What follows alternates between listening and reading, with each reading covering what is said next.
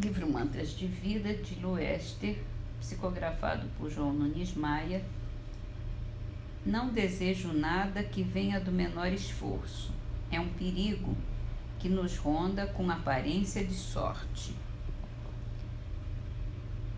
Livro dos Espíritos. Começamos um novo capítulo, que é a Lei de Adoração. Objetivo da adoração. Pergunta 649. Em que consiste a adoração? É a elevação do pensamento a Deus. Pela adoração, o homem aproxima a sua alma de Deus.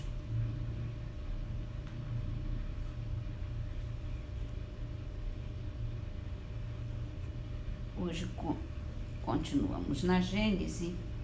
Estamos falando do capítulo da uranografia geral. E hoje vamos falar da matéria. À primeira vista, não há o que pareça tão profundamente variado, nem tão essencialmente distinto, como as diversas substâncias que compõem o mundo.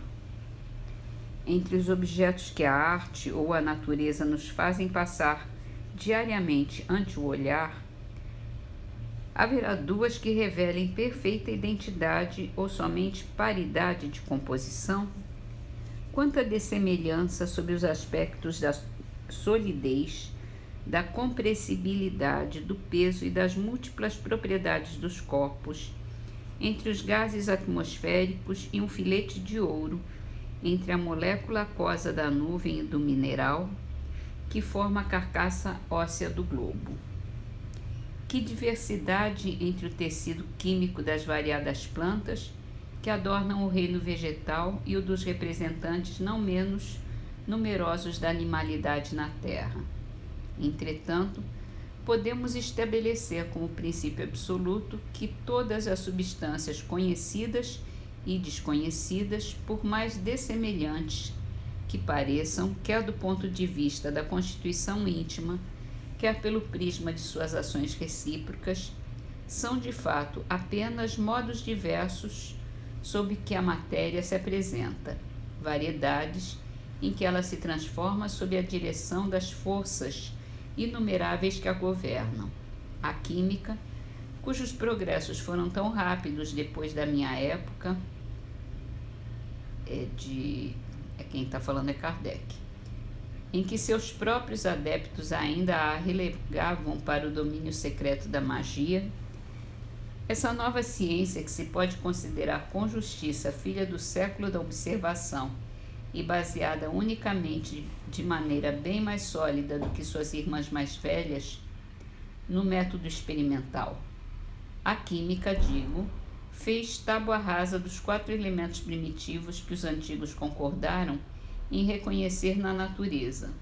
Mostrou que o elemento terrestre mais não é do que a combinação de diversas substâncias variadas ao infinito, que o ar e a água são igualmente decomponíveis e produtos de certo número de equivalentes de gás, que o fogo, longe de ser também um elemento principal, é apenas um estado da matéria, resultante do movimento universal, a que esta se acha submetida e de uma combustão sensível ou latente.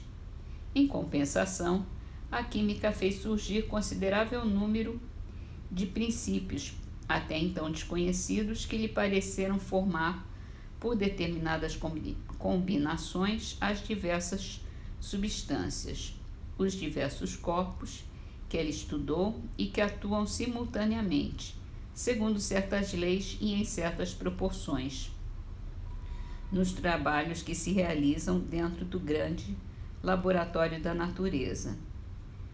Deu a esses princípios o nome de corpos simples, indicando de tal modo que os considera primitivos e indecomponíveis, e que nenhuma operação até hoje pôde reduzi-los a frações relativamente mais simples do que eles próprios. Esses corpos simples, aqui tem uma nota de Kardec que diz: Entre os não metálicos, o oxigênio, o hidrogênio, o azoto, o cloro, o carbono, o fósforo, o enxofre, o iodo, e entre os metálicos, o ouro, a prata, a platina, o mercúrio, o chumbo, o estanho, o zinco, o ferro, o cobre, arsênico, sódio, potássio, cálcio, alumínio, etc. E tem mais uma nota aqui, que já é da editora.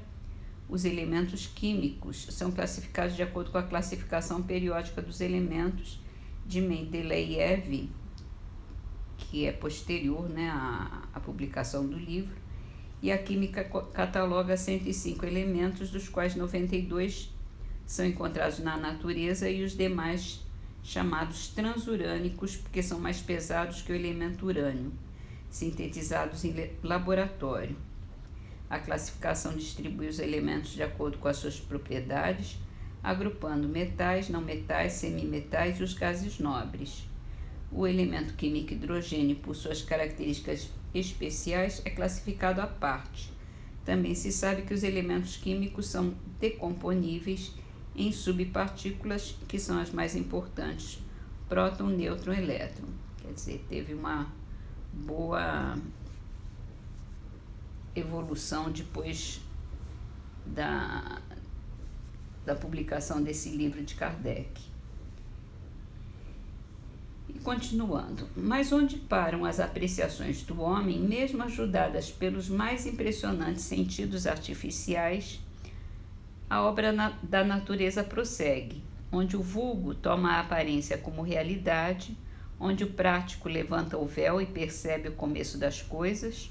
O olhar daquele que pode apreender um modo de agir da natureza apenas vê nos materiais constitutivos do mundo a matéria cósmica primitiva, simples e una, diversificada em certas regiões na época do seu aparecimento, repartida em corpos solidários entre si durante a sua vida, e que um dia os materiais se desmembram por efeitos da decomposição no receptáculo da imensidão. Há questões que nós mesmos, espíritos amantes da ciência, não podemos aprofundar e sobre as quais não poderemos emitir senão opiniões pessoais mais ou menos hipotéticas. Sobre essas questões, calar-me-ei ou justificarei a minha maneira de ver. A com que nos ocupamos, porém, não pertence a esse número.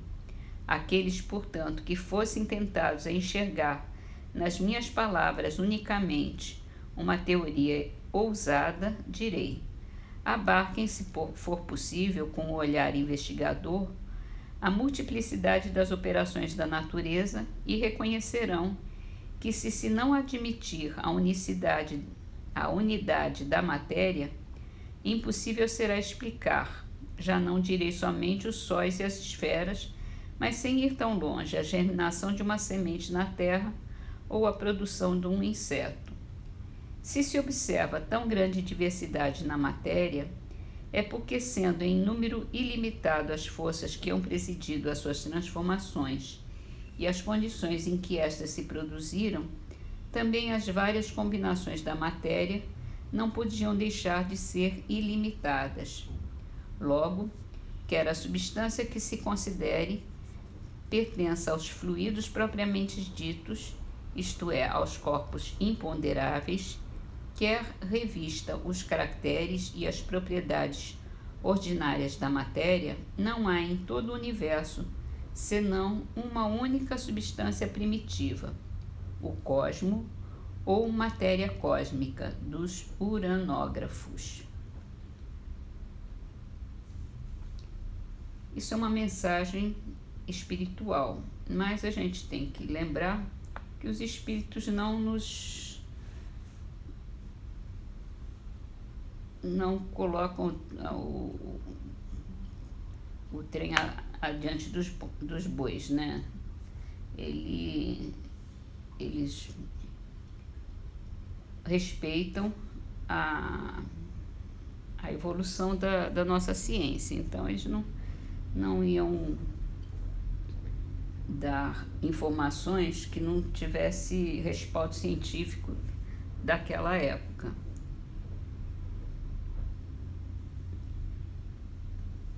E vamos terminar com Antologia dos Imortais, a poesia de Cruz e Souza, Corpo.